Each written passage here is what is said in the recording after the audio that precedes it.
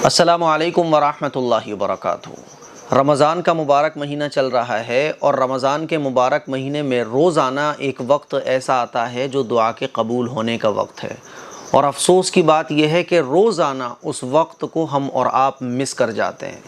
خواتین کچن میں مس کر جاتی ہیں اور ہم اور آپ بازار میں مس کر جاتے ہیں۔ جو لوگ گھر پر ہوتے ہیں وہ موبائل یوز کرتے ہوئے اس وقت کو مس کر دیتے ہیں، حالانکہ وہ وقت بڑا خوبصورت، پیارا، بہترین وقت ہے، کیونکہ اس وقت کے بارے میں رسول اللہ صلی اللہ علیہ وسلم نے ارشاد فرمایا کہ اس وقت دعا قبول ہوتی ہے۔ اب ہمیں چاہیے تو یہ تھا کہ اس وقت میں ہم سب لوگ اپنے گھر والوں کے ساتھ مل کر اللہ تعالیٰ سے دعا کرتے، اور جو بھی ہماری اپنی کوئی پرابلم ہے، پریشانی ہے، اس پریشانی کا سولیوشن اللہ سے مانگتے۔ لیکن افسوس ہے کہ اس وقت کو ہم ڈیلی مس کرتے ہیں۔ پتہ ہے آپ کو وہ کون سا وقت ہے؟ آئیے میں آپ کو حدیث سناتا ہوں۔ رسول اللہ صلی اللہ علیہ وسلم نے ارشاد فرمایا کہ 3 آدمیوں کی دعا رد نہیں ہوتی ہے۔ نمبر 1، روزے دار کی دعا افطار کے وقت۔ نمبر 2، عدل اور انصاف کرنے والے بادشاہ کی دعا۔ نمبر 3، مظلوم کی دعا۔ تو ایک ہے روزے دار کی دعا افطار کے وقت۔ کیا آپ افطار کے وقت دعا مانگتے ہیں؟ اگر مانگتے ہیں تو بہت اچھی بات ہے، لیکن آج کل دیکھنے میں یہ آ رہا ہے کہ افطاری بنانے میں خواتین کچن میں لگی رہتی ہیں، اور افطاری کی لمبی لائن کے چکر میں یہ بھی آئٹم، یہ بھی آئٹم، وہ بھی آئٹم، جس کی وجہ سے خواتین کو کچن میں ہی افطار کا ٹائم ہو جاتا ہے، اور جب افطار کا ٹائم ہو جاتا ہے تو وہ بھاگتی ہوئی دسترخوان پر آ کر بیٹھتی ہیں اور روزہ کھولتی ہیں۔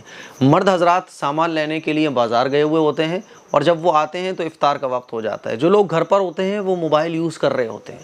تو یہ بڑا بہترین وقت جو دعا کے قبول ہونے کا ہے، اس دعا کو ہم اور آپ مس کر جاتے ہیں۔ اب ہمیں اور آپ کو کیا کرنا ہے میرے عزیز بھائیوں، میری بہنوں؟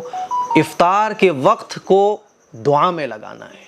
تھوڑے سے آئٹم کم کر دو۔ افطار کھولنے کے لیے کتنی چیزوں کی ضرورت چاہیے ہوتی ہے، لیکن صاحب کسٹرڈ بھی ہوگا، یہ بھی ہوگا، وہ بھی ہوگا، دنیا بھر کی چیزیں دسترخوان پر لگی ہوئی ہوں گی، حالانکہ وہ ساری کھائی بھی نہیں جاتی ہیں۔ اسی لیے اپنے ٹائم کو، رمضان کے ٹائم کو دعا میں لگاؤ۔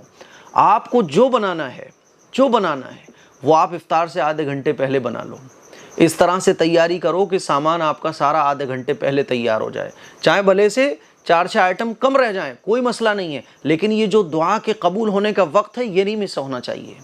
مرد حضرات کو چاہیے کہ وہ جب سامان لینے جائیں تو جتنا جلد ہو سکے واپس آ جائیں گھر پر، اور سب بچوں کو، گھر کی خواتین کو بول دو کہ پکوڑے نہیں بنے تو نہیں بنو، کوئی بات نہیں، آ جاؤ۔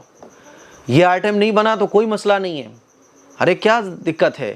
4 آئٹم سے، کھجور سے، کیلے سے، شربت سے افطار نہیں ہو سکتا؟